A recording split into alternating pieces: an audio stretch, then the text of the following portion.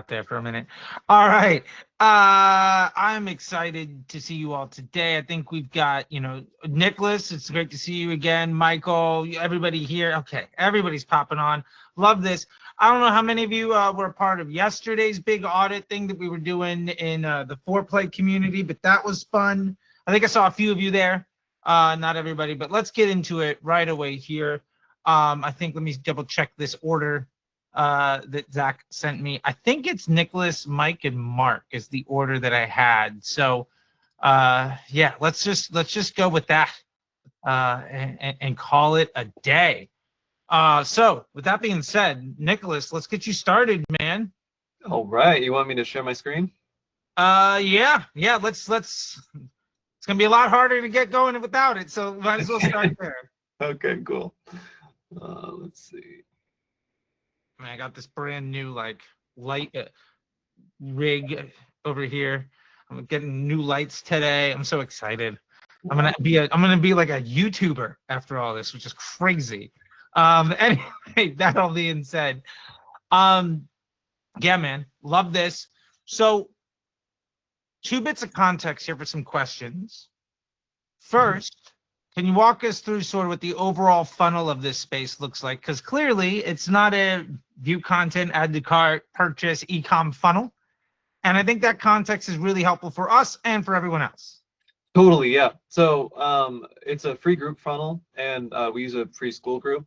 So basically, they see the ad, the CTA brings them to the school about page. They join for free and enter their, they have the option to enter their phone number, and we get everyone's email. Then from there, we set a call with them, either usually on text, otherwise we'll do it in school. We can nurture in school too, but pretty much add to school about page to opt in to manual set to call and then the sale.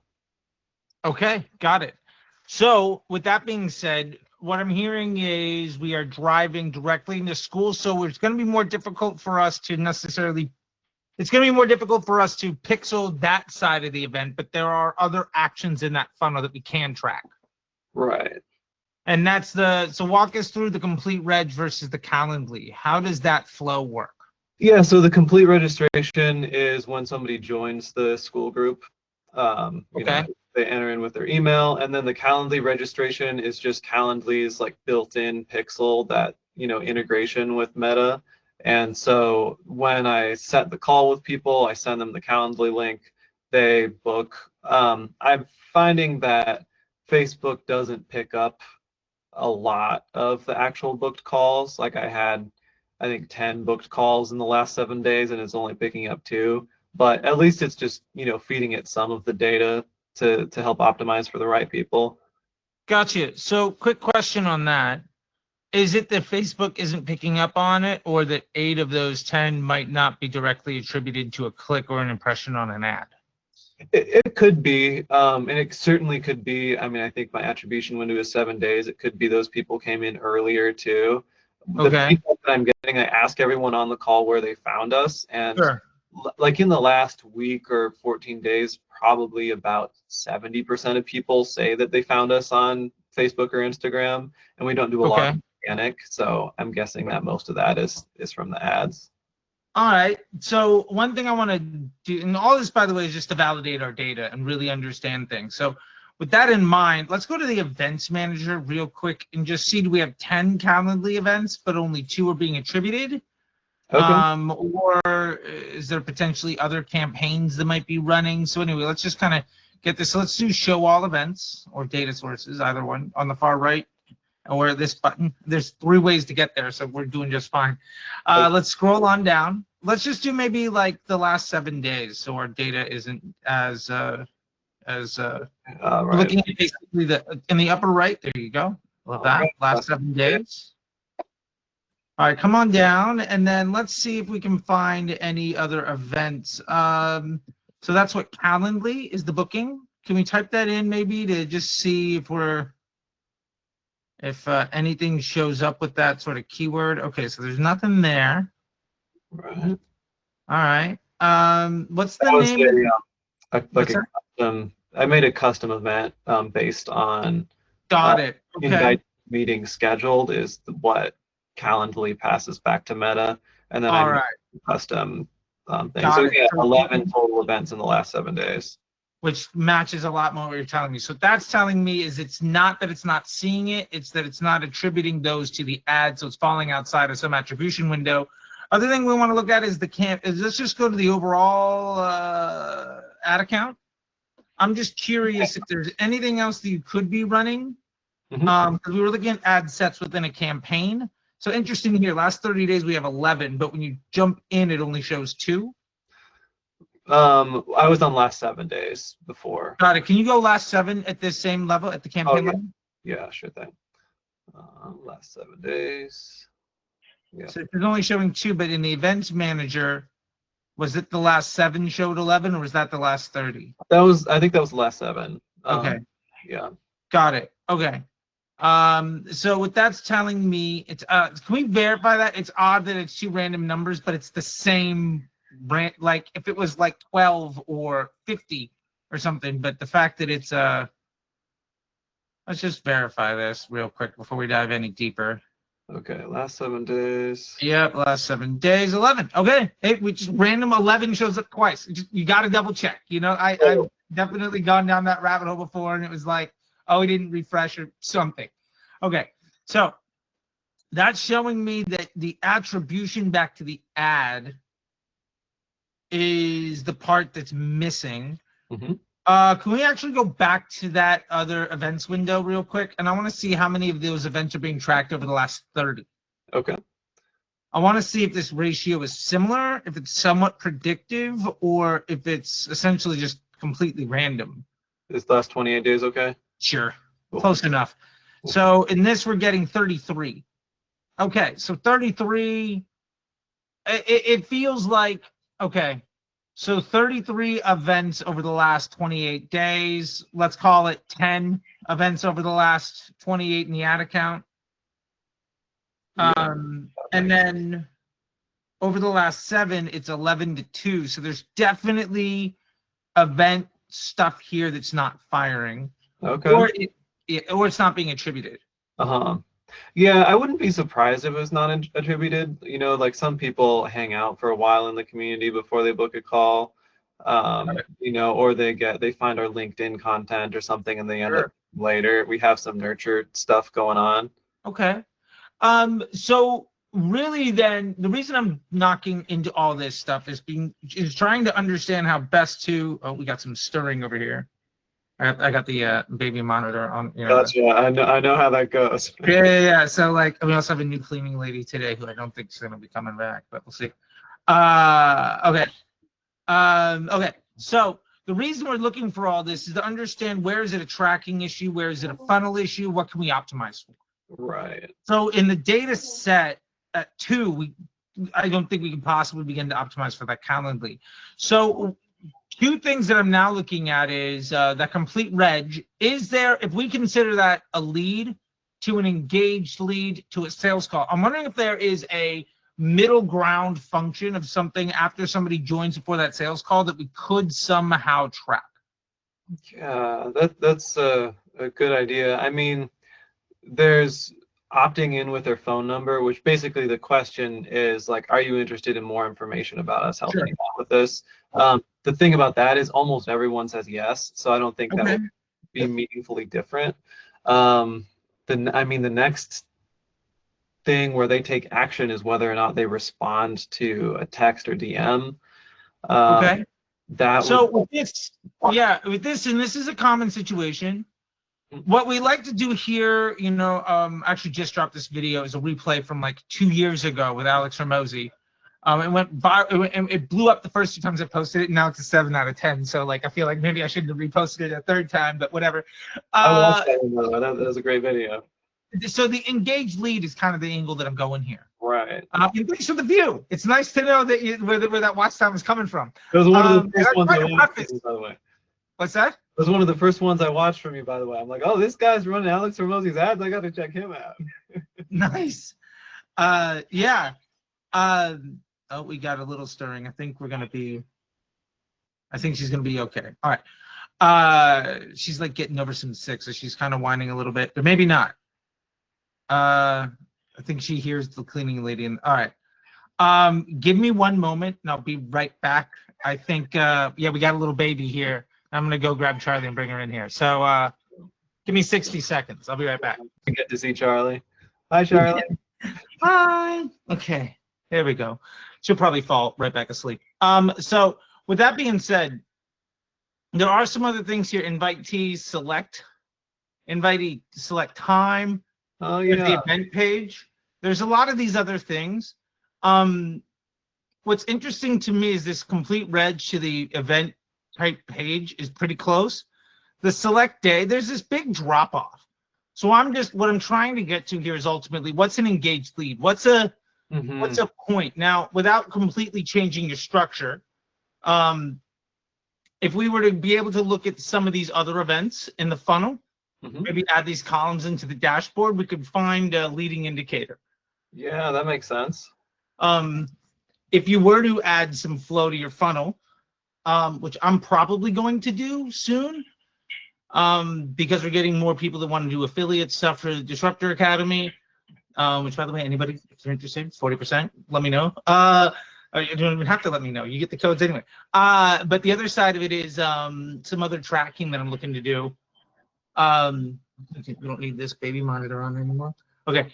The other side of this is we could have a opt unlock. So when people are getting the email or getting the text, we could have that go to some landing page. It's basically like a confirm that you're interested kind of thing. If that's 60% of people, 70% of people, but 100% of them are the ones that sign up for something else, like there could be that that fall off. So really what we're trying to do here is find where are the inflection points. So complete reg to invitee event, and like that's 90%. That's not really indicative. Yeah. Yeah, I don't even know what that's measuring, honestly, because I would think that's like them looking at the Calendly, but that doesn't make sense at all because it's a smaller number of people that actually get the link at all. So I don't know what it's measuring. Yeah, maybe it's people reloading that page. I'm not sure. Yeah. But in the math that I'm looking for, this is what we call a waterfall analysis of our flows. And Google Analytics back in the day used to make this really easy, but you just kind of picture this.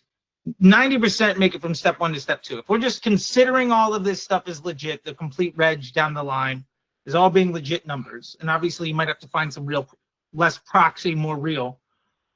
That's 90%. That's not indicative. 40% of those people then make it to the select day. 60% of those people make it to the select time. Then like 50% of those people. So the point is, if we were to optimize for like that select day, we know that's only 25% of the folks that jump in, but 30% of them cross the finish line. Right. So that's and I would imagine that event, like a view content, might be fired by the same person more than once. So it might not be 101, it might be 50 or 60. Right. For them, we're looking at an above 50% match rate of like, this is a high level indicator that something's going to happen. Yeah, I like that. So my point with that is if we can find ways of doing this in any flow, whether it's, I think in the example of the Hormozy video, it was the confirmation email. If you click on the link of the confirmation email, it was an engaged lead.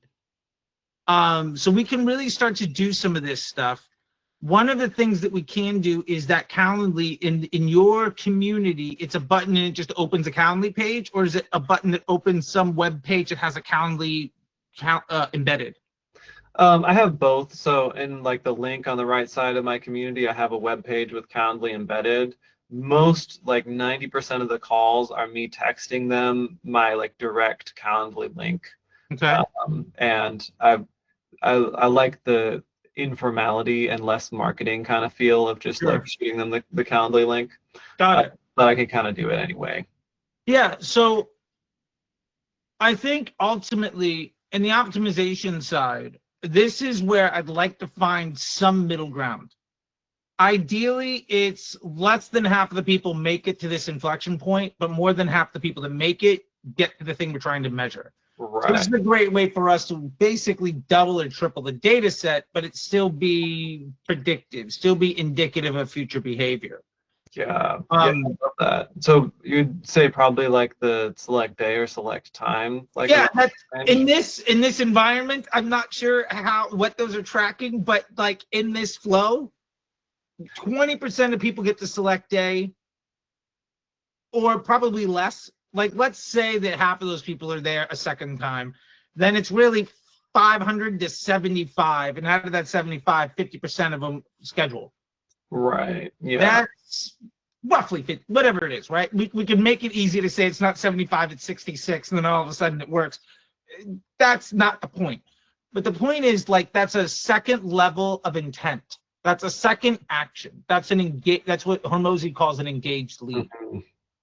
That's the kind of thing that we could really be focusing on. Now, the same thing could work for e-commerce brands, where if somebody's following up in your retention flow, this is something I've done with a lot of brands, where if there is a retention email flow or a sales period flow, you could have that tag with an extra item, so you know, oh, my Black Friday ads are crushing, but oh, 90% of these people also open the email.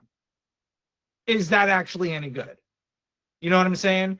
I see that a lot also with lead gen, where somebody's running ads and you might have multiple affiliates running certain things. And it's like, well, is this person net new to the system, or am I just getting a lead of somebody that's also popping up? That attribution game. I'm okay with the system seeing it, but I want to know, how incremental is this marketing effort? In general, if like 80% of the people that buy also open the email, I don't know how great that effort is. If 20% of the people did, then that's very helpful. So in your case, if we can find something, and now to be fair, one of the easy ways of kind of going about this that I've seen a lot of brands do, and I've totally done it myself, is like a 3-day onboarding flow. And if that 3-day onboarding flow has a link to the calendar in it, I actually just joined one for like mental load mastery, basically trying to be a better husband, right? And the guy's a 7-day like text flow if you can opt in for homework. If I click on those links, and I'm actually going to tell this guy, I'm going to try to get like a little bit of a discount and help him go. I want to be supportive, but also like, hey, you know, maybe it's $100 a month, whatever. I'm not trying to take the guy's money, but whatever, you know. That little bit of like accountability on the 7-day. If there's a link in there and any one of those ultimately brings somebody to the booking page, that link being clicked could be the thing. It could go to a routing page that then has a redirect that just goes to your personal thing.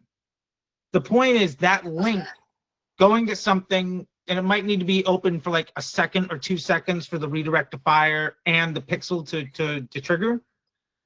But that would be this great inflection point of, you know, somebody's opting into further communication.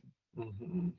And I know this isn't necessarily diving in nitty-gritty into the ad account, but like, you have a simple enough ad account, you've been around for a long time, you know what you're doing.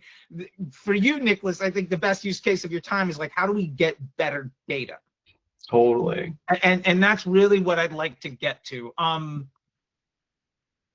I think that that's a great way of trying to do this stuff. Now, the other thing is, if you can't get, I'm gonna recommend another piece of technology potentially that's not terribly expensive, but something I'm implementing across the board. So I like it enough to be rebuilding all of my tracking to kind of go with it. It's this company called RevTrack. I think it's Get RevTrack or something like that. I don't know. But it's essentially, it's built to be a Google Analytics for YouTubers. But what you can do is essentially have it's a UTM tracking piece. Oh, nice. So you could have that UTM tracking be on the link inside of your community. They click on that link, it goes through. So you're essentially able to see the volume of traffic from any button somebody could click in order to get to that point. If you can't pixel the event because of the flow, then getting to that level of Google Analytics, or in this case, RevTrack, which I like, it's just a cleaner version of things. I think it's dumber, so it's a lot easier to get right. If that makes any sense, there's 1,000 options in Google Analytics. My buddy Dylan from the company Heatmap, he also just released a great tech for this. I haven't used it, so I can't recommend it. But I do know that he knows what the fuck he's talking about, and his whole goal was to basically replace Google Analytics for like $30 a month.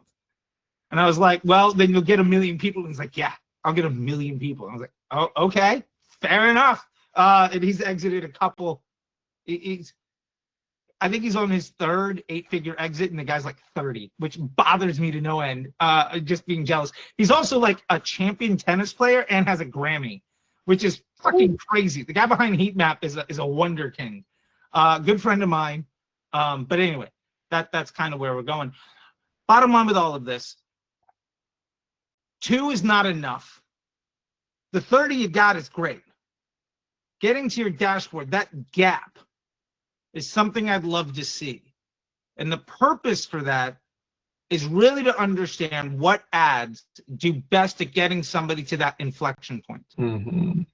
Ultimately, and I've done this for lead gen businesses, I've done this for software companies, I've done this for subscription, any e-commerce brand that has like a tripwire offer, so like the free plus shipping, back when that was like the biggest thing in the world, like all of this style of business. What we're trying to do is say, we know that our customer journey has conversion rates. You'll often see me talk about second purchase rate is a great inflection point for e-commerce brands. By the way, for restaurants, it's the 4th purchase. The 4th time you go to a restaurant means you're a lifer. If you only go, it's like, if you only go 3 times, there's like a 5% chance you go a second or a 4th.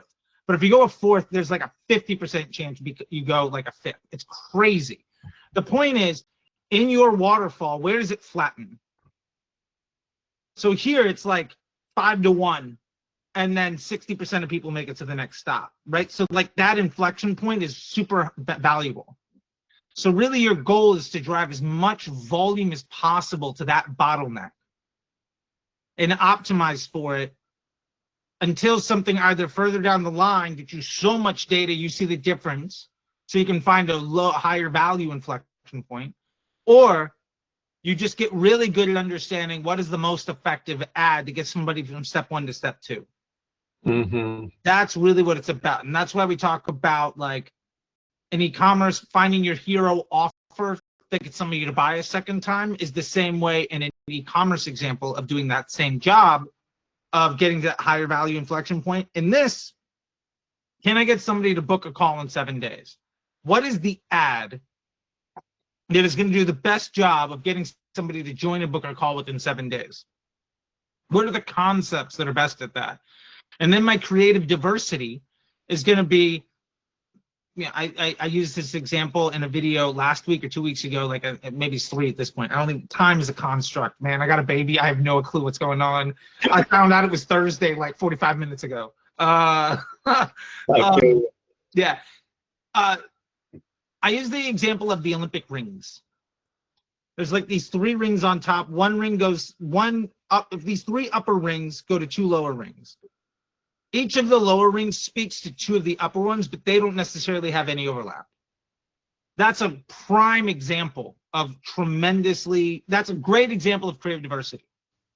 I've got 3 upper funnel pieces and then 2 lower funnel. The 2 lower funnel kind of have an overlap with the upper, with 2 of the upper. Does that make sense? So 2 rings go to 1, and that way we're kind of feeding it. Maybe there's one that kind of sits in the middle that's a little bit of features and benefits, a little bit of price, whatever it happens to be.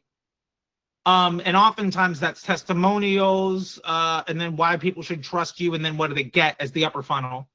And then the lower funnel is like, can I overcome the objection of column A and column B? And can I do something else to overcome the objection of column B and column C? That combination is a really strong ecosystem. So really what you're trying to do is find what is the Olympic ring analogy. Like, I don't know, I just came up with it one day, and then I laid it on top of my video, and I quite literally, like, I accidentally had my face in the middle of like one of the rings, and it was the most perfect editing mistake that just worked out, and I'm going to use that reference forever. But like, if we can figure out the most effective way across those things to get somebody to that, in this case, the invitee select day, which probably isn't the real thing, but in this analogy, getting somebody to that point, then it is figure out what that point is worth, when we get to the value, volume, and cost style conversations, let's say that point is worth $5. Can I get somebody there for 2?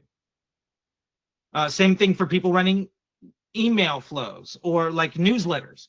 How much is an email? How much is somebody who signs up for a newsletter worth? They're worth $50. Oh, great. Can I get them for 30 on Facebook ads? Awesome.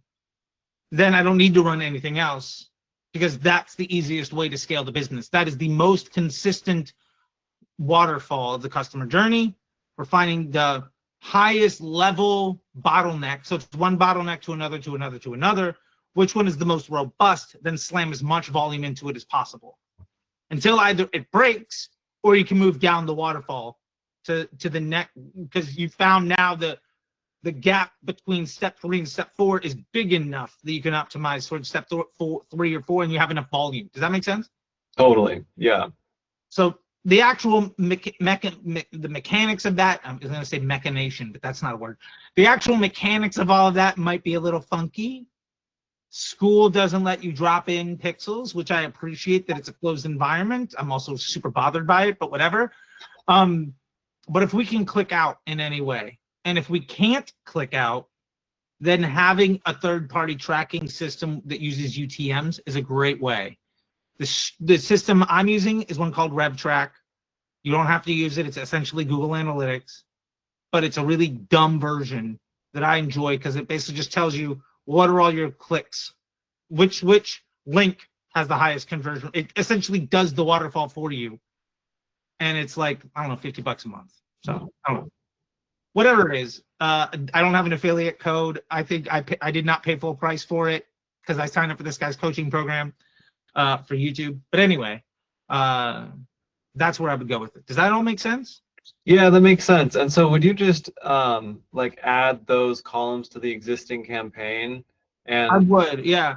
In a perfect world, I could make that bottleneck my optimization event. mm-hmm. So for a lot of e-commerce brands that struggle with new customers, I've been dealing with this constantly over the summer. That bottleneck inflection point might be the new customer conversion event. So I get 1,000 sales, but only 400 new customers. And I get e-commerce is different than other people. They deal with scale that other folks can't. But like if I get 1,000 or 100 sales and 40 are new customers, whatever it is, if I can optimize for that new customer, maybe I only make 90 sales, but 70 of them are new customers. That's going to do a dramatic impact for my LTV, my revenue floor, and the opportunity for me to get second purchases because I'm not buying, I'm not paying, I'm not investing as much as a percentage of my overall money into maturing existing LTV flows as much as trying to invest in the creation of new ones. Right. So that's like kind of, you know, I love the analogy of just winding up kinetic energy, you know, just winding up as many springs as possible.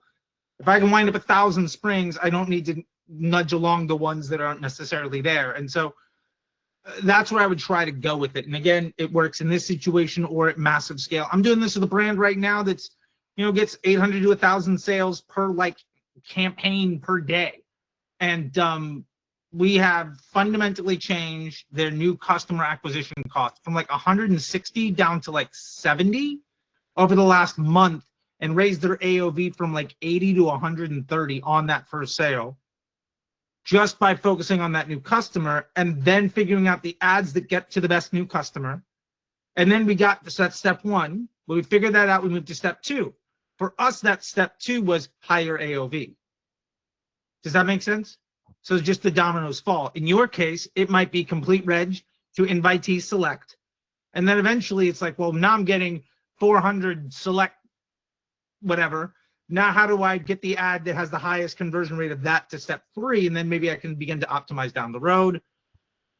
Get out of the learning phase, but try to get the highest value bottleneck you can. There's a balancing act there. I don't expect you to get it right on the first case, but understanding your unit cost to get to that inflection point, what the ultimate goal is, find an inflection point where you can buy traffic for less than it's worth. In this example, if the invitee select day is worth $10 and you can get someone there for $7, you're not spending enough. And then it's just like, okay, that's how we figure it out. And either your cost goes up or the value of it goes up. And the value can go up by higher price or greater conversion rate from that inflection point. Mm-hmm. And both of those things could get worse if you double the volume. So like there's a whole lot of other math that we don't have time to get into today. But that's where I would really be going down this road to try to figure out how to make this thing better. Okay. And get that feedback of, again, what Hormozy calls an engaged lead. Mm-hmm. That's what I want to get to. Okay, yeah, that totally makes sense. And would you ever like make a new campaign with that being the optimization event, or would you just stick with this campaign? You could. A lot of time what I do, if I'm trying to protect my legacy efforts and move to something else to see if it's going to work. So for instance, in that new customer example, in that we made a new campaign. There are other examples where we're specifically, we don't have the volume to do that, and we're trying to see if it works. So in that case, what we are doing is having that new customer event exist as to kind of combine strategies. We would take that new customer event, but launch it in a creative test within this existing environment. And in order to restrict some of the negative knock-on potential towards business as usual, we're restricting that creative test to only broad retargeting. So we're essentially saying, let me see if I can get the warm, what helps me get the warm people furthest down the line most effectively. Anything that works really well there to the point where it's starting to have big impact elsewhere, I'll then let it out of the backyard into the big wide open. And doing that teaches the machine what success is, and then trains your salesperson to be good at that one thing enough times that they can now go knock on random doors instead of going through warm leads. But yeah, so matter of scale. If you can't get out of the learning phase, I probably wouldn't get that complicated. For you, it might just be my creative tests are in another ad set optimized towards that higher inflection point. And all I'm trying to do is have that be a more efficient environment that's ultimately training a better solution. And the path forward has everything to do with the scale and whether you turn off the old ones entirely. Like, we are 3 steps away from knowing what the next step on that is. But this is the pathway to get to that.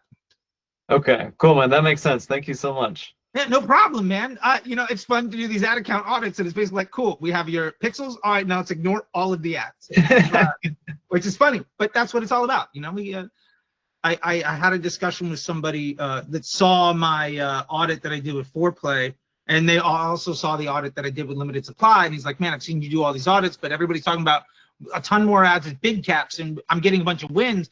And my response is like, you're trying to find wins. I would like you to get to the point where you don't have to find a winning ad. Your business is stable enough for you to run a better business. And it's like, that is a huge mental shift for people. But it's a lot of the same thing, right? It's chasing the more valuable win. And so that might be conversion rates. It might be better inflection points in the funnel. It could be offer. I'm dealing with one of the brands that I work with in my agency right now. The guy's been doing creative testing and landing pages and all sorts of stuff to try to get things going. I was like, this is great, but your AOV is $40. Can we just come up with an offer that's worth 100? If we can get an offer that's worth 100, I could double your CAC. And we could double your ad spend, and you'd be more profitable for every sale. That, if we spend the next 30 days figuring that out, your business will have a 3 to 5x growth.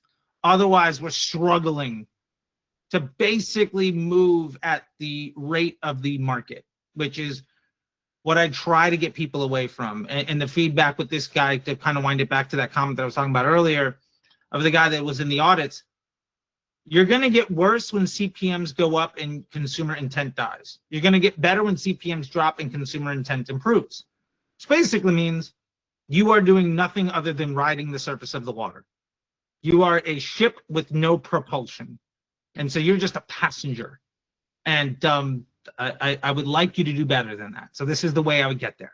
All right, Nicholas, I think we're good here, and we can get to Mike and then Mark. But Nicholas, I appreciate it, man. We dove a little bit deeper there than we might for other ones, but just like I wanted to kind of nail that, and then we'll dive into the brothers here. I see one brother. I think the other one might have left. I'm assuming brothers. You might be cousins. Yes. No, No, you might not brother. even be related at all. Just really oddly found another Vanderbilt in this community. No, we brothers. We're Okay. based in South Africa. We've got a brand that we built here in South Africa. It's in the lighting, outdoor lighting space, which has been going for 3 or 4 years. And now we're looking to expand it globally because we've done like some product innovations where we actually got our own industrial designer. So we're trying to create some unique products for the global market. And now, we're probably like 3-4 months in to like trying to test different markets. So we've tested New Zealand in one campaign, and then the US in another. And we've got 2 products, like a lantern and then like a wall light. You'll see it like in the campaign names. So that's where we're at. And I think we've been following a lot of your videos, Charlie. You've been a bit of a mentor, digital mentor to us. So thank you. Happy to. I mean, first off, I apologize that you've had to be in a situation where you need to listen to me. That's bad news, but I'm glad I'm here to help. We call you like the crazy genius. I'll take it. And those are kind of words that I've heard from most people all week. I mean, I got a wife that's 7 months pregnant. I don't think she said something nice about me to that level in months. And to be fair, I think you do better. That's, either way. Brilliant. I love this. There are 3 things here I want to call out right away. First off, love the dashboard, except for the ROAS part, but whatever. Just poking a little fun. I love that what we have here. There is one thing that I'd like to add to this, which I don't necessarily talk about publicly as much. I think I did a video on it a long time ago. I have another video where it's going to be a part of it. Man, my YouTube, I'm so excited about the YouTube game. It's about to upgrade. As soon as I get these fucking lights. Anyway, point is, I would love for you to add one extra column here for me. We're going to do a custom column. Essentially, we're going to multiply GPT times volume. But if you go to custom, instead of making the math really complicated, let's create a custom metric. Yeah. And all we're going to do is purchase conversion value minus ad spend. Average business Not average. Total. Oh, total. Okay. So essentially, this is profit volume, which Purchase some of you might recognize from YouTube videos, minus ad spend. Minus ad spend. Okay. But it was like an offhand comment in a YouTube video, and then I saw like on the next week on one of these calls here, like 7 people had it in their ad account. Profit ratio and profit volume was in everybody's ad account up there. It's like, okay, I got to be very mindful. What do you call this metric? This is profit volume. Okay. So this helps us understand the order of magnitude. And let's go ahead and add this in. Oh, you have to go select it, Did it save? There it is. Boom, love it. And let's just bring that up so that it's like, right there is good. Okay, cool. Cool. So the reason for this is it really helps us understand. We made 30,000 in profit, obviously not baking in cost of goods. There's a lot of stuff, but all the noise is essentially of equal weight. We made 30K over 30 days. Awesome. Where is the majority of that coming from? Now, usually that lends itself to whatever you spent the most, but it really helps us put into context the order of magnitude of all of the moves. So like if you look at ROAS, you'd be like, why am I spending in USA at all? And then the other part of it is, well, it's responsible for over 50% of my revenue. And when you look at GPT, it's the most profitable effort. But when you look at ROAS, it's the worst thing you have. So this is a great example of the context of the information. Yeah, one of the other variables that comes into play is that we started with like the lantern, for instance, and it was doing well off the get-go. So we actually ordered like a lot of stock, and then we tested our wall light, and it actually was doing really well. But we've had to limit the campaign budget because of stock. So that's also been one of the reasons of not scaling the other ones as much. Got it. Which is great context. And I can see also the difference in the AOVs. And interest. So the first, let's get into the 3 things. The dashboard wasn't really one of them. I just wanted to applaud you for having a nice dashboard and add this one other metric. So the first thing that I want to bring into here is the wall, I have a question. Why is the wall unit in the USA 230, but in Oz it's 156? I literally don't have the answer. It's the exact same Okay. landing page. The price is like almost converts the, I mean, Sure. it So translates to the same. here's love that. Here's my solution for this. Yeah. You got Metapixel Helper up in your, you got a lot of Chrome extensions. Yeah, we're using eCommerce. I actually heard it in one of your videos. Okay, great. I mean, I love yeah. eCommerce. Yeah. Yeah. That's what I tell to everybody. So if you're using eCommerce and you worked with Yeechi, she might have even taken away your browser side, which I get where she's going. I might add it back in, whatever. Either way, one of the things I'd like to do is have custom conversion events for my hero product. What I don't, when you tell me you don't know why, my suspicion is that wall campaign is selling a lot more lantern than you think it is. So what I want, my homework for you is build a custom conversion event. And if you're using eCommerce, talk to Yeechi, be like, hey Yeechi, Charlie said I need this. Yeah. Great. If not, for those that aren't using eCommerce, by the way, if you want it, it's disruptorschool.com/AIMERCE. That way she knows you came from me. She knows exactly what to expect. The onboarding experience is very, very simple. I think there's like a little bit of a discount in there. Who knows? I don't make commission on those because I was like, I don't need your like $12. Just let's make good stuff.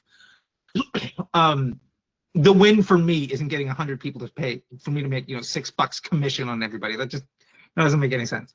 But if I can give you a cheat code for it, then there we go.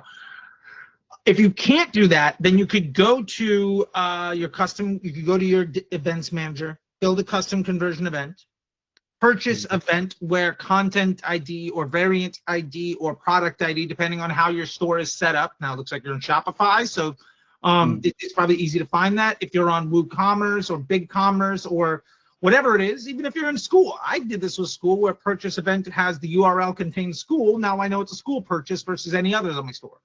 Easy way to do it. But if I can understand that inflection point, going back to Nicholas, right now he's got all the red, some are good, some are bad. For you, you have a ton of purchases. Which ones are wall, which one are lantern?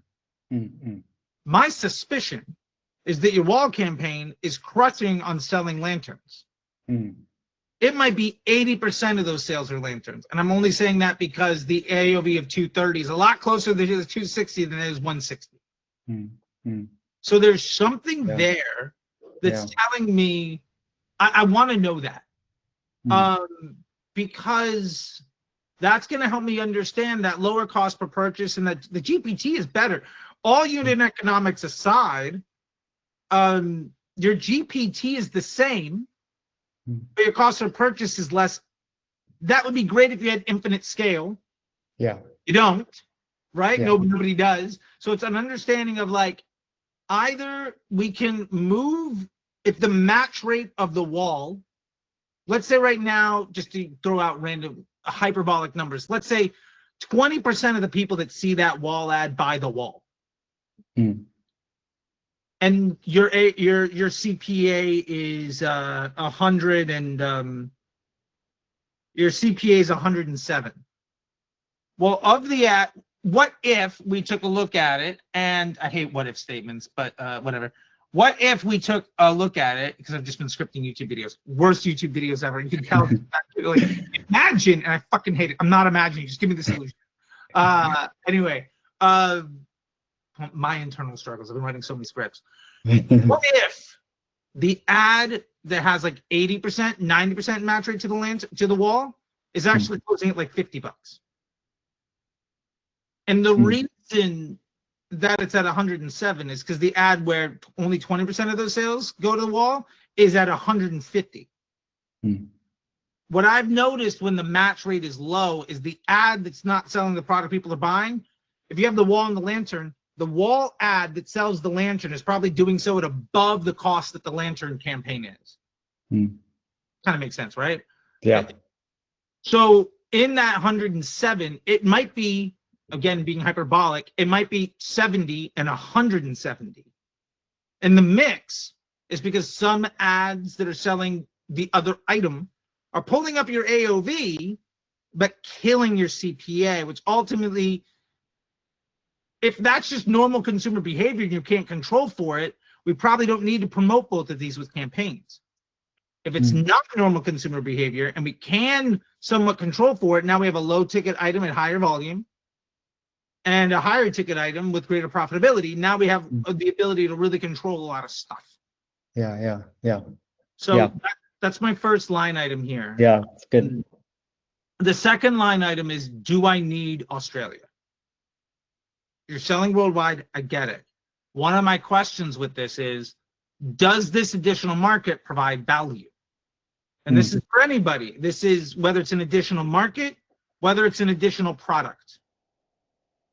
Does this second, or in this case, third business objective produce something that is desirable for me? Now, the answer might be yes. It's a much cheaper sale. So you access the 87 GPT for essentially half the price that you get the 123. So if scale is essentially even, you could more or less make 170 for the same money where you make 123 because the CPA is half. Does that make sense? Yeah. So and are you saying that, Charlie, just because of focus? Are you saying like? Yeah, because I want to know, I'm okay with you having more than one business objective if you need it. Of these three, I think you could get rid of one. Either, and because I also think whenever I have three things, very, very rarely do all three accomplish different goals. Now, an example of where that could be the case is you have the lantern, you have the wallet, you have 80 other SKUs in a catalog ad campaign where you're just trying to suppress CPA, and that thing's making sales for 30 bucks a pop. Great. That is your volume of transactions device.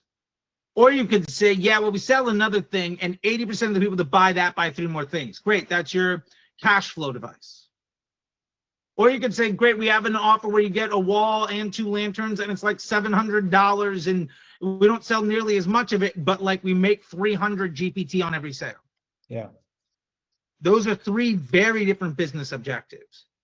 For me here, they all kind of feel the same. And if that's the case, there's easily, when you have three, there's almost always one odd guy out. Sometimes one is phenomenally better than the rest. In your situation, I don't think that's necessarily the case.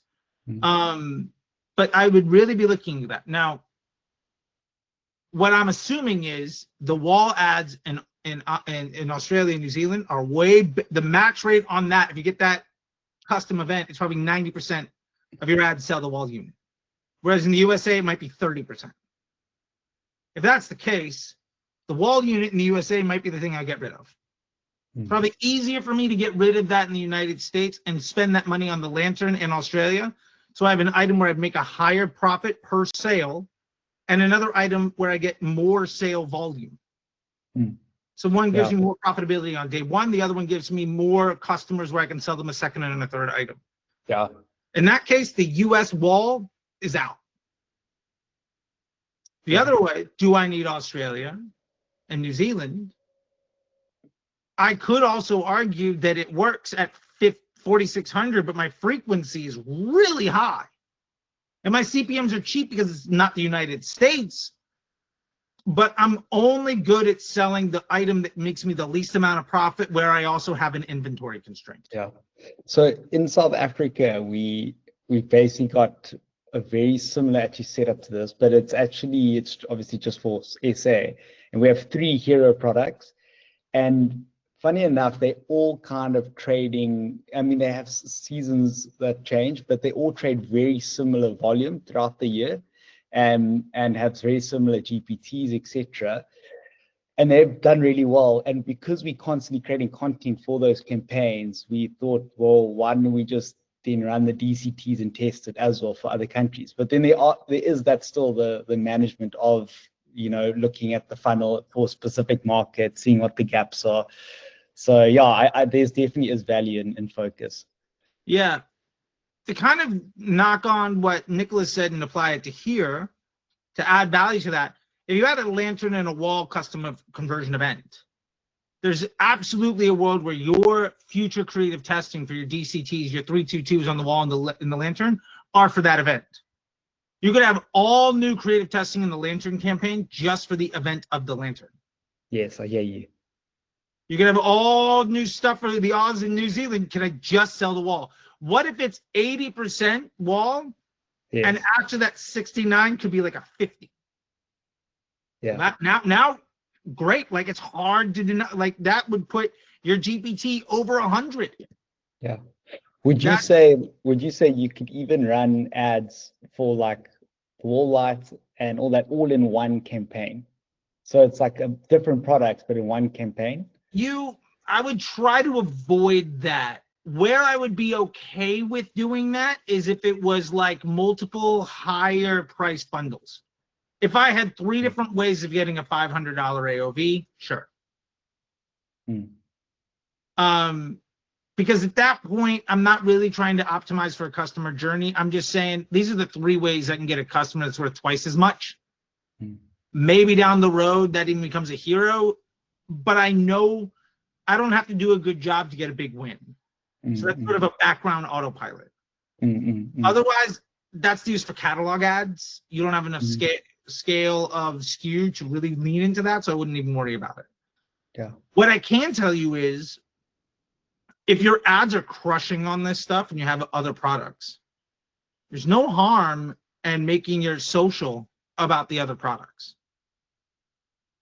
Like in our, in the effort of brand growth, you could just organically be talking about all the other things as well. Because you already know your ads crush on these. Yeah. That might move the other SKUs, but ultimately, if I want to make the most amount of money, what's the easiest way of getting this 30 to a 40? It's probably a lot easier to add 10 to my 15K than it is to double Australia or double the wall. When I'm looking at profit volume, does that make sense? Yes. And Charlie, like, because you've obviously got experience with a lot of different brands and products, for someone that's trying to sell a more premium, well, obviously it always depends on the type of product, but like I think for like a lantern, we're definitely selling a very high price lantern compared to your others. We've started with a whole lot of ads, some UGC, like professional content as well. And something that we were like wanting to test is like now advertorials and listicles and partnership ads. But do you have any specific advice on key things you think we should focus on? I think there's a lot of different ways of solving this problem. I think the thing I would focus on the most is testing what can you do well and what's on brand. If your customer needs to be educated, then the advertorials can be great. Yeah. If your customer is shopping around, the listicle can be great. Yeah. I'm assuming, based on what you're talking about, you probably, based on your price point and your market, people aren't dropping $250, $300 because they don't know what they're buying. Especially for a lantern, like I gotta know if I can get the item for $50 and you're charging $250, I'm making a choice. Yeah. That is probably less in the advertorial range. Probably way more in like the listicle. It's an us versus them. It's you differentiating yourself from the market. Okay. That's cool. I'm dealing with a brand in my agency right now that's in the matcha business. Yeah. And we were talking about offer construction, and this guy said something amazing. I was like, okay, you've clearly thought about this. We were trying to build bundles, and we went to some of his competitors' site, and like they've got a little whisk, and they've got a cup, and they've got all this other stuff. And it's like, yeah, all of them have all this extra junk and fancy packaging and everything. I charge 50% more. And I was like, okay, so what this guy is saying is you don't need a bunch of dumb shit in a fancy package. You just want the best thing. Yeah. For him, he can't make bundles in the same way because he's not devaluing the brand. Yes. And I was like, fuck, dude, okay, I won't bring it up again. Good to know. He doesn't want to do gift cards. He doesn't want to do the dumb, like, 78-cent tchotchke that he charges $15 for. Yeah. it's a positioning angle. If you want to charge more, Yeah. it's all about the positioning. A fun fact, I just saw this reel around back to school. And it was like this woman talked about the price of premium like colored pencils. I think Gucci has a set of colored pencils they charge like $800 for. That's The crazy. point is, they can get away with that because they're not a bunch of dumb shit, Yeah. right? There's an intentionality to it. Yes. So the reason for all of these pages isn't what converts the best. Sure. The reason, though, for all of these pages is actually how do we make somebody trust that Lighthouse Global is the premium choice? Mm-hmm. And if I want to solve this problem, if I'm out at sea and I need something I can trust, Yes, exactly. what is the thing where instead of saving $50, I'm confident? Yeah. And you're talking to people that have a boat. They're going out to sea. Money's not an object. Yeah. Yes, yes. Either that is the source of their revenue or they're having fun. Yes, If you're a yes. fisherman, you're investing in your ship. If you got a yacht, you're investing. Like, price is not the object for the folks that are buying from you. Yeah. So figure that part out. And the last point to this, and I want to get to Mark. So I just make sure we get to this and maybe ask one question. Then Mark, you're up. I see we're not in space today, Mark. So I feel like you're in the office when we're businessy. I want to make sure we get to you. So the other side of this that I'm just curious about that I wanted to bring up is just that the CPMs and the frequencies and stuff are a little, the USA is higher. I get that. And in the effort to scale, I know this is over the last 30 days, but in the effort to scale this account, I just want you to know that the CPMs over the last 30 days are probably in the Northern Hemisphere, the highest you'll see all year. The Southern Hemisphere is different. But August is the most expensive CPM, lowest buying intent period for everybody in the Northern Hemisphere. And the further north, the bigger the impact. Okay, wow. Southern Hemisphere is different because you have summer when we have winter and vice versa. Yeah. So there's, in the Southern Hemisphere, Christmas happens in summer.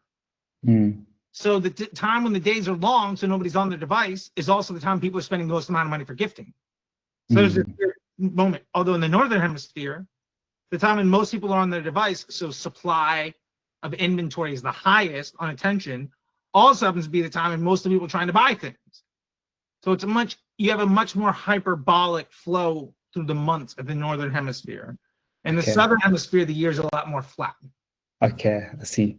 So just I'm calling that out because if you look over the last 30 days, I would imagine if you were to go week by week, the 3rd of August was fucking terrible.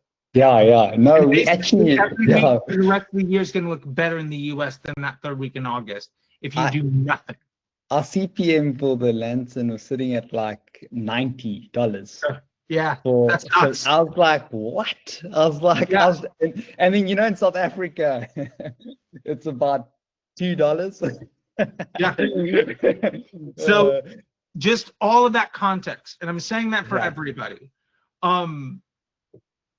There is a reason why September and March are the biggest times of the year where people change their ad agency or change their media buyers or a lot of other things. More agencies lose their clients in the month of August than any other time of the year, and it's because it's the hardest time to be successful. Sure. And it's really easy for people to just point and be like, Facebook is broken, or the person running the ads sucks. The honest truth is, you basically, if you want to use an analogy of like, your car, your fuel efficiency goes to shit in August. You get like, I don't know, in the United States, 8 miles a gallon. And then by February, it's like 50. Like, just the price of attention is so crazy. And you saw it 90 CPMs, and I'm sure you're at like 30, 40 most of the year. Yeah.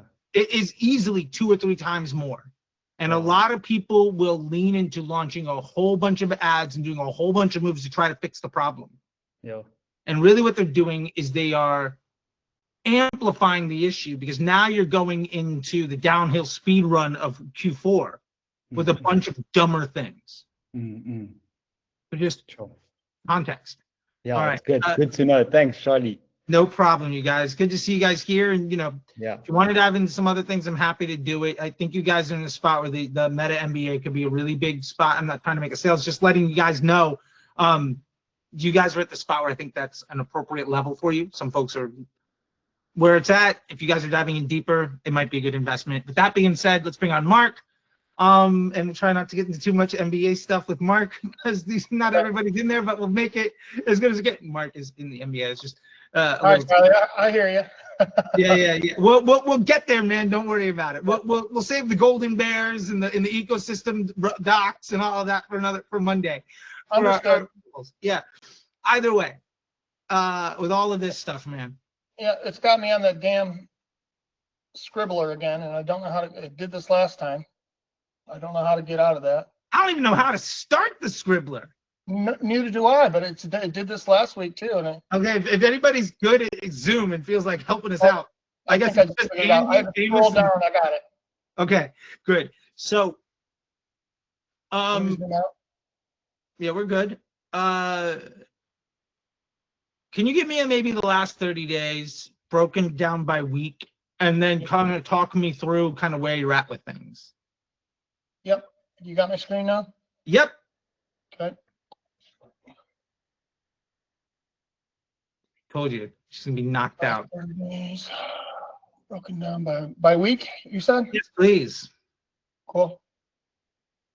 That. All right. This is all I'm working with mostly. This is just $10 a day or 12. I'm not even really paying any attention to that at the moment. Okay. All right. Good to know. So over the last month, you've been really scaling up this hero, which is great. Which also kind of throws out some of the insight because you go from 100 to 500 to 800 to 1,000. So like context, we said the third week of August was the worst, but like you actually all sorts of context in there. So anyway, with that being said, I mean, you're doing a lot. All of this data is showing that you're doing a lot of things right. I really like a lot of what's going on. I haven't been doing anything except increasing the budget Monday, Wednesday, and Friday. I haven't touched a thing. So basically what you're saying is you focused on teaching the machine instead of trying to make moves, which is great. Dude, I feel like I'm on a bus and I haven't touched the steering wheel and I'm just hauling ass. I never taken a nap, bro. You're like, yeah, no, I get it, man. Like you fall, like for me, I fall asleep. When I fly from LA to New York, I fall asleep somewhere like over Nevada and I wake up in New Jersey. And it's like, great. I mean, I didn't sleep well, but it's nice. You know, it's the only piece I get. Anyway, that being said, let's call out some things to be concerned about as we continue to go. Now, I love the 3 times a week. And in the MBA, we will get more towards some financial planning, so we can do some pacing docs on how to maybe even be more aggressive and what that looks like. So our overall cost per at 24 is basically just getting better every week as we increase the budget. Now, one thing I want to call out here is this is actually really common. When you don't make moves with the ads and you add more spend, the machine gets smarter because you're teaching it what works and what doesn't. It's able to make mistakes faster, so it's able to not make mistakes faster, if that makes any sense. Like, you have to educate, right? So one thing I always say, and I'll say this till I'm blue in the face, Facebook is a machine learning algorithm. You have to be mindful of what you're teaching it. What you have is a system that is under leveraged, and you're just giving it more data to increase the leverage that you're taking advantage of. But that being said, let's call out some things that we should be thinking about or could be concerned with. Great. First thing, I think the reason that last week worked well is the AOV increase. Obviously, the CPA went down. I don't know that that will always happen. I like that the AOV is continuing to go up. So one of the things I want to call out is, let me ask you about the mechanics around that AOV, because it can happen basically 1 of 3 ways. 2 are like happy days. Another one is like potentially a red flag. So let's unpack this to see if it's sustainable. Because I noticed in the last 2 days, it's only 129, which feels a lot more like the other days. So what happens? I have something you should know. Okay. I've been running my Labor Day sale for 2 weeks and it ended recently, so that's probably going to affect things. Got it. Your Labor Day sale had a higher average order value? Well, there was a 10, well, I ended up having to raise my prices 10%, and then, but then I hit them with a 15% discount, so the perceived discount was 15%. Got it. Mhm. Are you keeping the prices higher? I think so. Okay. I'm having a bit of issues with my cost of goods analysis, and I'm trying to dig into that, and I got Fair nervous. enough. Yeah, and I hope you're on call. If you can make time to hop on a call with Nadeem. I got one right after this. Fantastic. He's very good at it. He's very good at that, which is why he's here. You know, just like I'm trying to bring you guys more resources. Nadeem is phenomenal with this stuff. He's so much better at it than I am. He's taught me that, you know, I thought I knew my numbers. I realized I didn't know shit. Yeah, he's very, very good at what he does. So that's why I brought him here. I'm just like, okay, you can speak to this at a level where I can't because I get too much generality, but he's a specialist in something everybody needs to know. And he also went through the MBA forever ago, and he's fucking knows his shit. And he did it the right way. He binged everything like 1,000 times. So anyway, all that being said, I like the average order value going up. I like the pricing. That'll help with profitability. If you did it by price, so you did it with a sale and with price manipulation, those are all good options for me. If the way you had gotten to the average order value being higher was what I didn't hear you say, and I was trying to wait out, but I called out 2 good moves and a red flag. Let me call out the red flag. The red flag would be if I got a higher AOV because I offered a massive discount on a huge bundle that's only there for a few days. Oh, it wasn't anything like that. Yeah, I'm just saying sometimes people do like, oh, for Black Friday or whatever the sale period is, we're giving you a $300 offer for $180, and actually your GPT is false because you triple the COGS. That one's a red flag. I didn't hear you say that, but I called out 2 good things and a red flag. You happen to do both of the good things, and you avoided the red flag. So happy days. Just want to call that out because I don't want to leave that like goose egg out there because then everybody's gonna be like, well, what was the red flag? Yeah, as I got to call that out. So that is sustainable. I like it, and I would keep going with it. I think everybody should be playing with price. It honestly can be as simple as charge $5 more. The way I like to market test for price, by the way, is I do a split test at the landing page level. Tools like IntelliGems or Shoplift are excellent in Shopify, where they can change the product price. Some people will land on the page and it'll be one price, it might be another, and honestly, the same person could see both. It doesn't matter. And if somebody emails you, be like, hey man, why is this thing X? I saw it for Z. All on that price, no problem. Great. Now you did good customer service. Great. Happy to let that happen. And sometimes that price increase creates urgency. Don't worry about the negative impact. The point of it is measuring the revenue per session is what matters the most. What is a session on your site worth? And that really matters because you can also then measure what is your marketing spend, the amount of traffic you get. So we were talking before with Nicholas around that flow, that waterfall of the bottlenecks. No matter what your business is, revenue per session and cost per session is the highest level of that, which is basically what is the cost per click versus how much is a click worth. We don't optimize for it, but at a very high level, that's how we're trying to understand if the revenue if the price test is valuable. I'm dealing with the business in the men's space, and they were really bugging out because we did a price test and their conversion rate went down like 30%. But we raised the average order value went up like 80. And all we did was rearrange the products on their page to put the most expensive one first and the cheapest one last.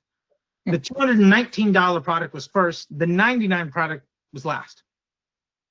Killed conversion rate, revenue per session ended up being 17% higher. Great. So that was a win. So just that's how we measure that stuff to continue that process moving forward. Okay. The second thing that I'm looking at here that I just want to call out is actually let's go back to the left here real quick. Yep. Because this is good info, but I want to get into here.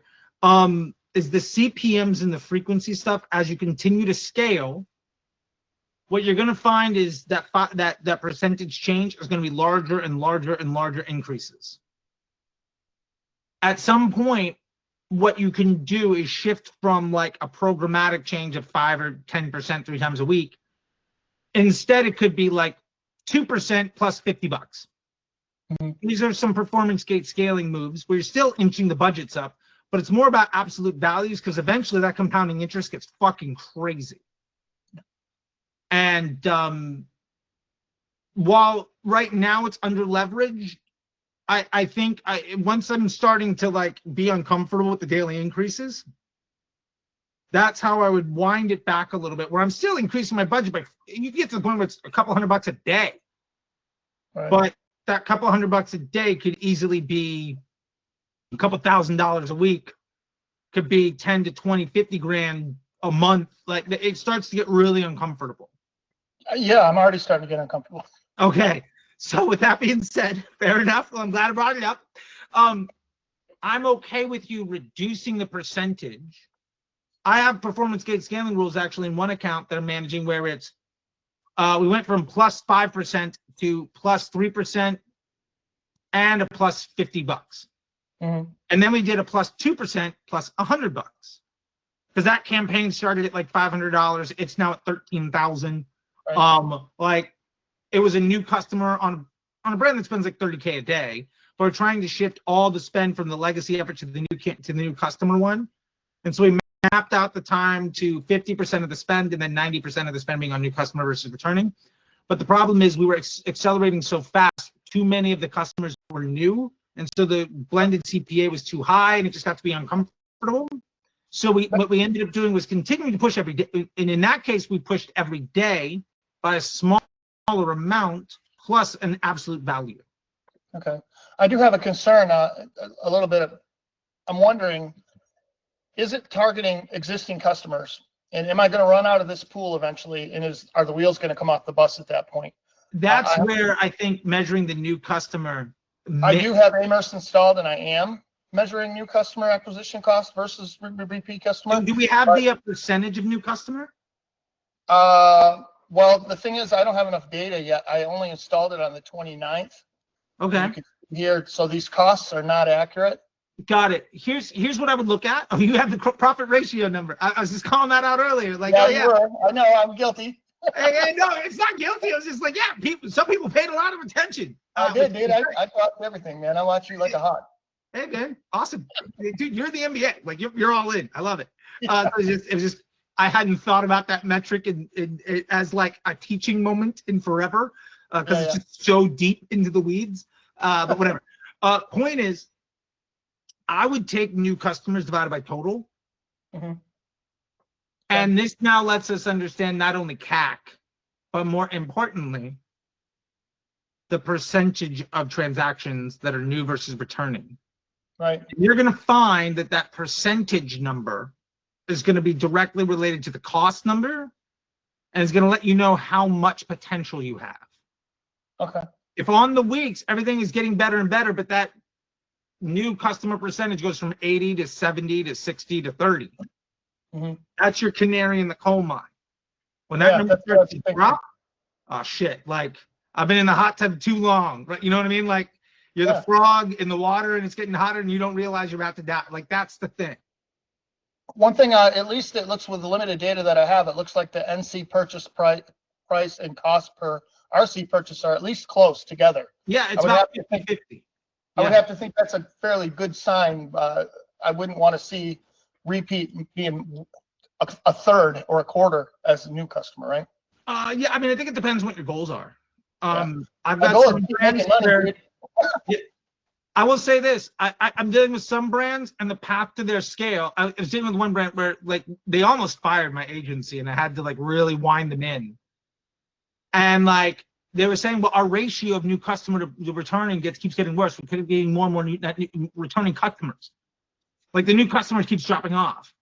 I was like, yeah, because we're so focused on spending money to acquire the new ones that the like just the mix of how the brand makes money. We spent so much time for a few months trying to get in new customers. The volume of people who are now buying a second or third time went from like 10% to like 30.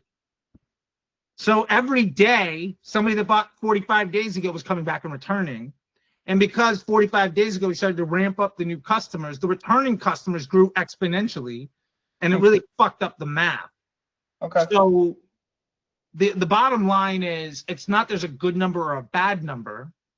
It's when that number really starts to move, that's the like, okay, I got to be very cautious of something.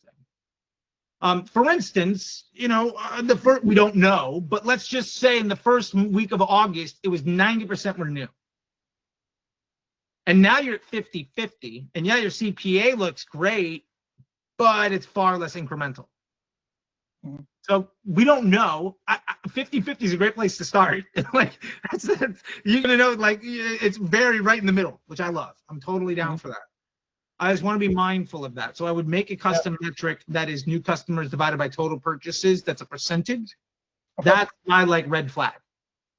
Yeah, I'll add that. And then just, I don't see any other real big alarms, but what I do want to talk about, because I know you said it's a small budget, but just while we're here, it'd be great to check in on this catalog. Because I do think there's some interesting opportunity here. Two things that are really jumping out at me. One is if we can just go last 7 days and break down by day just in the catalog. Yep. By the way, man, it's refreshing. I've done like an set of audits with limited supply, now a set of audits with foreplay, and now we're here. It's just really nice to have simple accounts that are well managed, that are like, sometimes it's just like, bro, you gotta stop. I was on with the people from Tushy, and I had to convince them that, like, yeah, launching 100 ads a week isn't gonna help you understand what your good ad is. It was a whole like philosophical conversation. Anyway, getting back to this. I would like to see this begin to scale at some relative relationship with the other campaigns. We know this can work. The problem is at $12 a day, until I basically, if I add $20 a day to this budget, I might start getting a sale a day extra.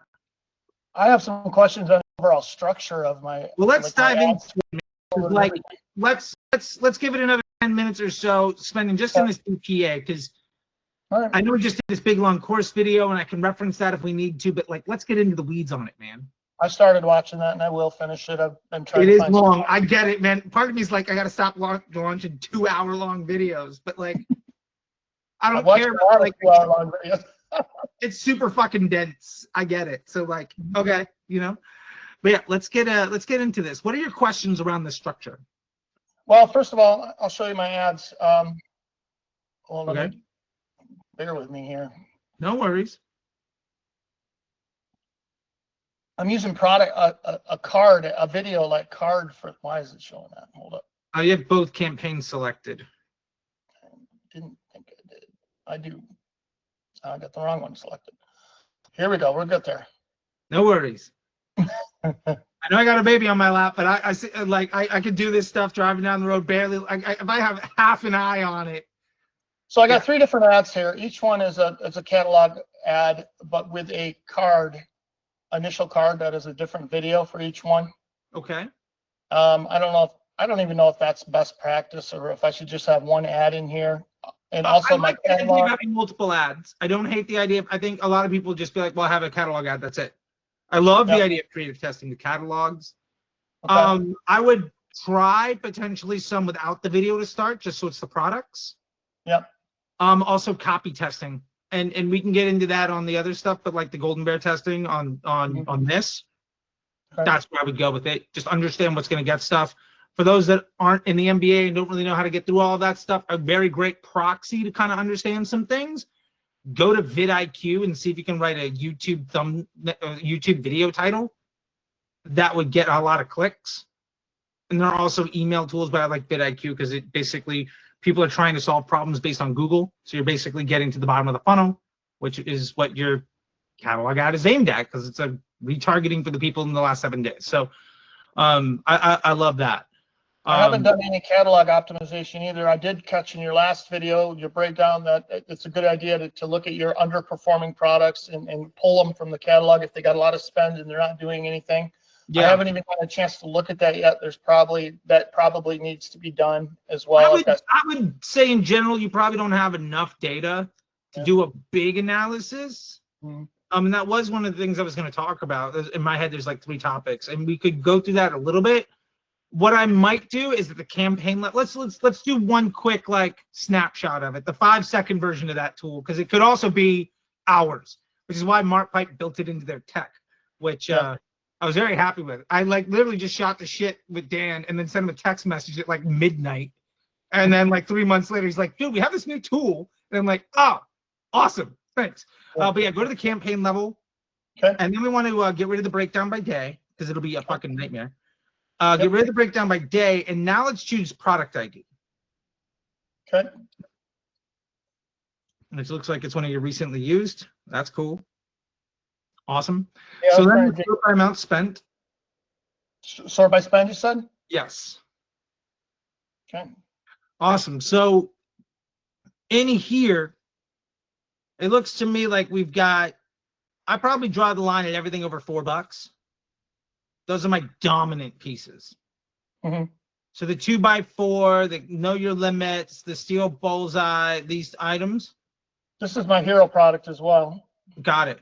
So these are like the items in this case that are over $4, I think are the ones worth looking at. I don't know how many items you have, but there's like, for me in that waterfall, it's like, yeah. So scroll back up real quick. I keep going for a while.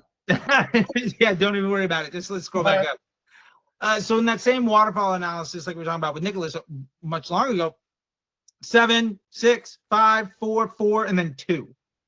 Like that's where the big drop off is. Yeah. So anything before that big drop off, I think, is the only stuff I actually give a shit about looking at. Really? So you'd pull everything else out of there, or is that what you're saying? No. I'm saying those are the only ones where I would say, is this something where I would need to pull it? Oh, okay. So that analysis of conversion that could be statistically relevant whatsoever. We just don't have any idea. Yeah. Okay. The machine is trying to spend on these things.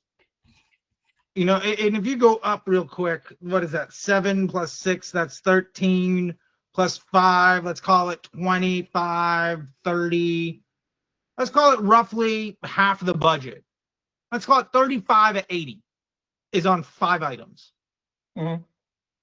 That's plenty. That's almost half my budget is on 6. Half my budget is spent on 6 items, give or take. 45% is on 6 items. Right. Don't quote me on the math, but you see what I'm saying. Yeah, I got it. Then cleaning that up is important to me. Those are the only ones that I need to take a look at. If any of these items have a significantly below average conversion rate, removing it from my catalog would be my next move. Okay. And I would have my catalog managed with custom labels. Custom label 1, custom label 2, whatever it is, any custom label I can get, where the whole purpose of that is in my catalog optimization, my catalog pruning label. I'll have to copy this ad set in order to be able to make that change, won't I? Because I can't change my catalog. You can't change the catalog, correct? Right. You already have, honestly, like your catalogs haven't spent that much. I would assume the distribution is probably fairly similar amongst all of them. I think you can probably just add in a new ad or however you want to rebuild it, but just have it with that dynamic element of what is eligible. What makes something eligible for that product set is custom label 4 equals true, or whatever it is. Custom label 4, not necessary. I'm just giving you an example. Yeah, I'll have to read your latest training on that. I know you covered that. Go through that. That's, I think, the number one thing here. Okay. Second, if we get rid of this and go to the breakdown by day, on the frequency. What it's showing me is that we probably have, so break down by day. Yeah, we probably have enough room to scale this thing some more. I know we're at the 10K audience on the 7-day. I'm going to be alarmed more when that's in like the 2 to 2.5 range. I know we're kind of inching to that, but also more ad spend might show this thing who to, like you saw elsewhere, it might just get better at who to show to. Plus the size of this audience is growing as that other campaign grows. Right. So we can now kind of, maybe we remove the that geometric scaling, the percentage change on the other one, and make it more like an absolute value, and we could add in that percentage change to this thing. Or it could just be as simple as like add $2 a day until this thing, until it like just starts blowing money out, which honestly you probably got a month or two before you even notice anything. This is the audience. This is not broad, by the way. This is only, yeah. Okay. Yeah. So I'm trying to do that to get to the point of like, does this thing, could I spend 100 a day and sell my frequency below 2? It's totally possible. I see. We don't know, because right now the machine is just saying, well, you only want me to spend $14. This is the people for 18 the CPM. I'm going to hit them twice. And if you do the math, that's less than 1,000 people that are being hit twice, right? Okay. So like, it's a 10K audience, you're hitting 1,000. Right. Maybe 2,500, 3,500 of those people are actually good. And as you scale the upper funnel, that 7-day view content could grow to be 15, 20, 30,000. So like the opportunity here, I want to kind of hit to that pain point. I want to find that where that bottleneck is. Yeah. This is kind of the theme of today. Nicholas set the tone for the entire class. But that's where I really want to go with this. Let me cover one thing that might be beneficial for other people watching, because I came to a revolution today. I had a big sale that came in, and I ended up going into my analytics. I could see this guy's been looking at my website. He came 25 days ago, his first visit. Okay. And he's been bouncing around looking, and I told myself, I bet he saw one of my Facebook ads. And I clicked, and I had to check, and I refreshed, and you know what? There popped the conversion. So what I'm noticing is happening with all the social proof that I'm getting on Facebook ads is like, he was looking at my website, didn't pull the trigger for 25 days. This morning, he saw my Facebook ad, the social proof, and he spent almost $1,500 in my store. Damn. Like, so that kind of stuff, I didn't even think about that. But the fact that he's getting that social proof from other people telling me my stuff is great, you know, and seeing people are ordering and getting their orders, that I'm not a fraud. I didn't even comprehend that. Oh yeah. And I'm seeing more of that. So that's a whole angle. Maybe other people are like me, and I didn't even realize. I thought I'm going to sell the hero product and that's it. But that's almost a secondary, what I'm seeing essentially here. Yeah, and that's awesome that you're able to see that. And what I will tell you, the mechanics behind not launching new ads is that all of the ads that you run are compounding in that social proof. So it's not like you have 100 ads that all get one good comment. Right. I mean, that's powerful. Yeah, I don't want to kill that ad because that social proof is carrying the mail right now. For sure. Yeah. So the more ads you launch, the more impossible it is to find that ad. And the honest truth is the comment section of an ad is arguably exponentially more powerful than the actual creative itself. I would agree. I'll tell you, I don't know of a single ad where I spent $1 million. If I were to go just the ads I spent $1 million on, where it wasn't like CBS is like drop $1 million on The Late Show with Stephen Colbert. I'm like, okay, great. There's no value to that ad. But like the e-commerce ads and lead gen ads where I spent that much money, inevitably, what we found in the early days of those ads were happy customers leaving great comments. Yeah. It was something like, oh, my shipping was over. The product came a day early and I loved it. There's some dumb thing like that that gets 30 sub comments. That is just, it was in the first week or two of that ad being live. I can't think of a single ad where I spent $1 million or $2 million plus on that one post ID where that wasn't the case. And I'm not saying you should just launch 1,000 ads to try to get lucky there. The point is that like that happens because also the machine is knowing who to serve your ads to. And it might not be the ads you launch right now, but because of the architecture you have, there might be the ad you launch in a month and a half is built on all of the information of who has seen all these ads. They buy and they're very happy. That third, fourth generation might be the one that gets flooded. But the more and more you spend on the ads that you have, the better and better the machine is going to get at serving those ads to the right people.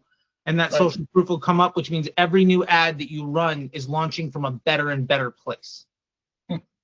Until you start launching a shit ton of ads, and then they're all going to eat away at the core of what's making you successful. So I love that point that you just brought up, man. That's awesome. And first off, congrats on the 1,000+ AOV. That's well done.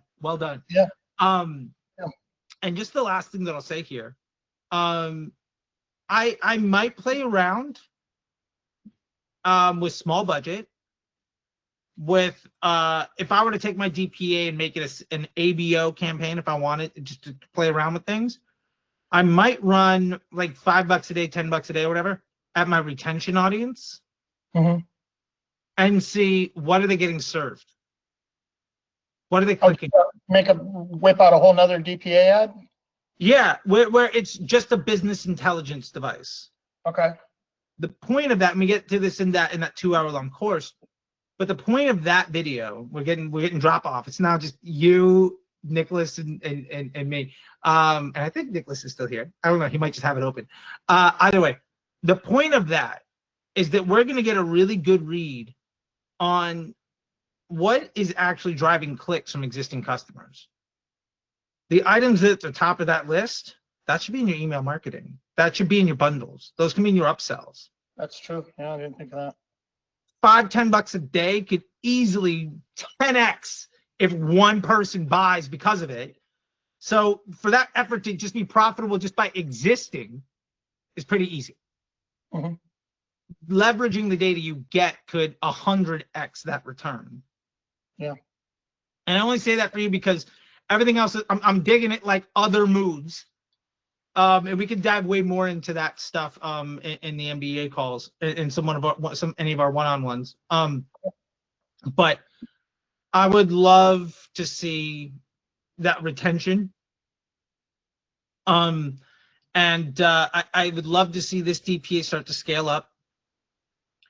And I'd love to see that percentage of new customers. And I think that helping your business is going to really be dependent on you knowing how much of my mix can be new customer versus how much do I need it to be repeat because of the blended CPA. And having that at the ad level is going to let you know what you're investing in producing more of.